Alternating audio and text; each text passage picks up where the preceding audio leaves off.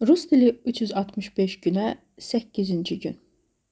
Gəlin əzizlərim, bu gün sizinlə bəzi yiyəlik əvəzliklərini müzakirə edək, hansı ki, gündəlik həyatımızda və ümumiyyətlə danışanda bu yiyəlik əvəzliyindən çox istifadə olunur.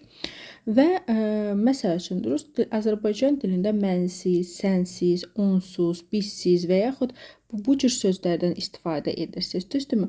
Onu siz rus dilində necə deyərsiniz?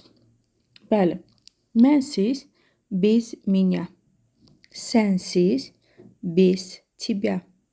Onsuz, без него. Əgər söhbət kişidən gedirsə, qadından gedirsə, без нее. Bizsiz, без нас. Sizsiz, без вас. Onlarsız, без них. Məsəl üçün, deyirsiniz ki, o mənsiz yatmayacaq. Uşağınızdan danışırsınız. Он və yaxud ana без меня не будет spать. Və yaxud mən sənsiz getməyəcəm. Я без тебя не pойду və yaxud не поеду. Əzizlərim, hal-hazırda vaxt zaman tez-tez uçur amma işimizlə dolayı və yaxud məcbur qalırıq elə bir ölkədə qazanca görə yaşayırıq dolanmaq üçün və ən çox da yaşadığımız ölkələr hamısı ya Rusiyadır ya da Rus dilli ölkələrdən biridir.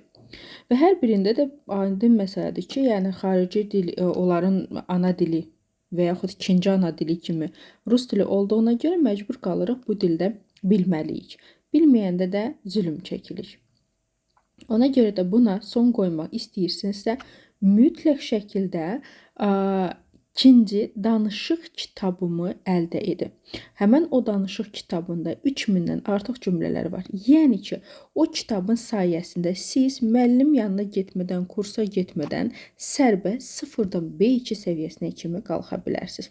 Əldə edin, çox gülməli bir qiymətədir, həqiqətən də əldə edin, tənbəlliyinizin başına atın, mütəmadi olaraq çalışın, özünüz bir neçə aya B2 səviyyəsində danışanda mənə sağ ol deyəcəksiniz. Sadəcə WhatsApp nömrəsinə kitab sözü yazmaq kifayət edir.